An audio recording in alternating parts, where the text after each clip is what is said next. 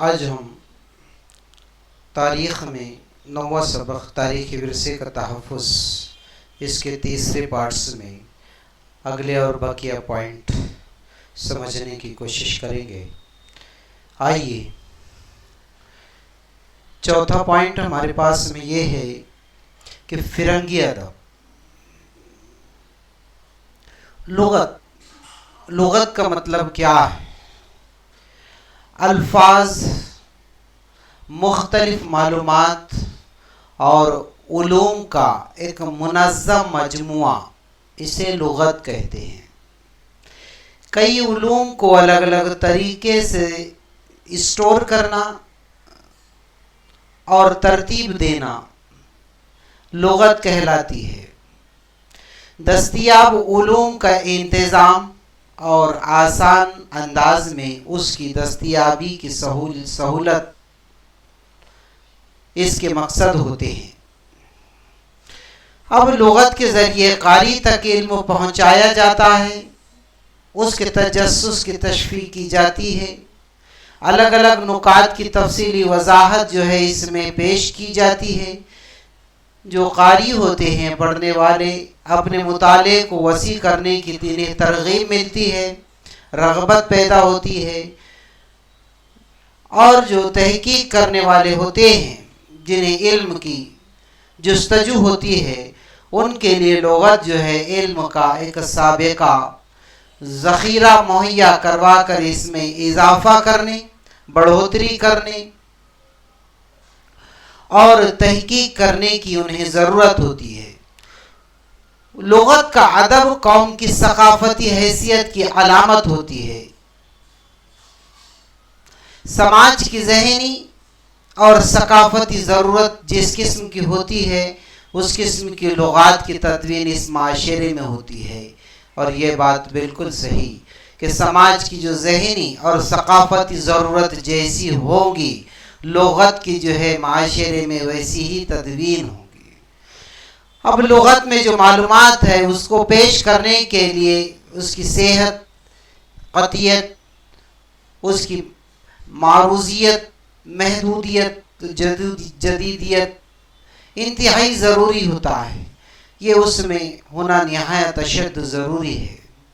اسے تازہ ترین رکھنے کے لیے ایک معینہ مدت پر اصلاح شدہ جلد یا ضمیمے کے طور پہ نکالے جاتے ہیں۔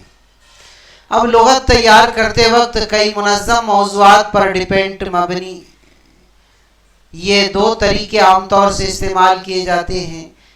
اس میں قاری کی سہولت اور معلومات تلاش کرنے کی سہولت، اور ان دو باتوں کو جو ہے دھیان میں رکھا جاتا ہے کہ لغت کے آخر میں اگر فہرست دی جائے تو قارئین کو جو ہے تھوڑی سہولت ہو جاتی ہے۔ اب درجہ بالا اقسام کی لغت کی تخلیق کوئی ایک شخص یا مجلس ادارت کر سکتی ہے۔ لغت کے ادب کو تحریر کرتے وقت جو ہے الگ الگ علوم کے ماہرین کی ضرورت ہوتی ہے۔ جب تک الگ الگ جو ہے ادب یا تخلیق جس طریقے سے اس میں بتایا گیا ہے کہ کوئی ایک شخص یا مجلس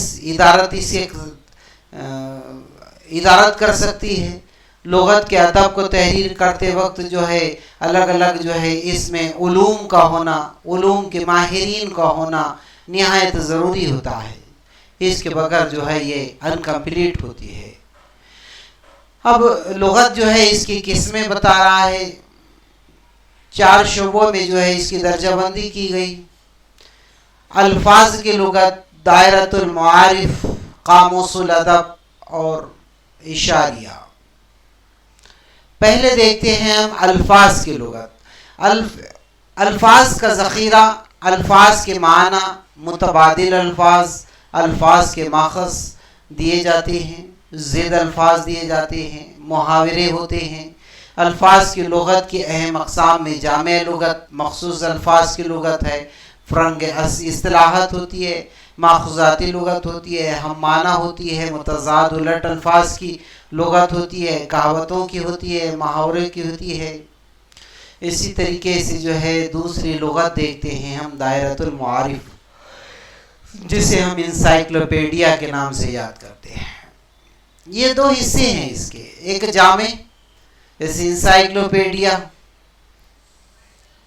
ریاست مہاراشٹر کا دائرۃ المعارف، مراٹھی دائرۃ المعارف، جامع اردو انسائکلوپیڈیا، اسلامی کا وغیرہ. دوسرا جو ہے ایک خاص موضوعات پر دائرۃ المعارف ہوتا ہے، یہ مخصوص موضوع کے لیے ہی وقف دائرۃ المعارف ہوتا ہے. مثلا بھارتی ثقافت کا دائرۃ المعارف، ورزشی دائرۃ المعارف. اسی طریقے سے تیسرا دیکھتے ہیں ہم قاموس الادب. اب اس میں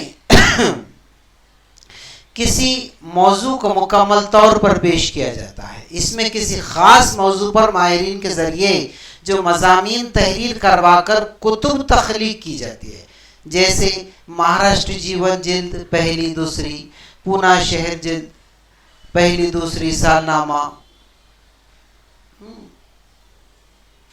اسی طریقے سے فرنگی ادبیات.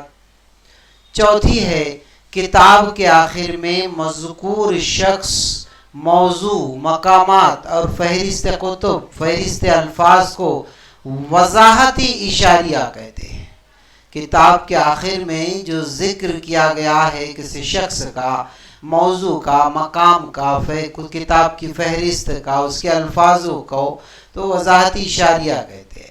وضاحتی اشاریہ عام طور سے غیر منظم ہوتے ہیں، وہ ان کتب کے مطالعے میں جو ہے کافی مددگار ہوتے ہیں. مثلا الگ الگ رسائل کے وضاحتی اشاریہ، جیسا آج کل ایک رسالہ ہے.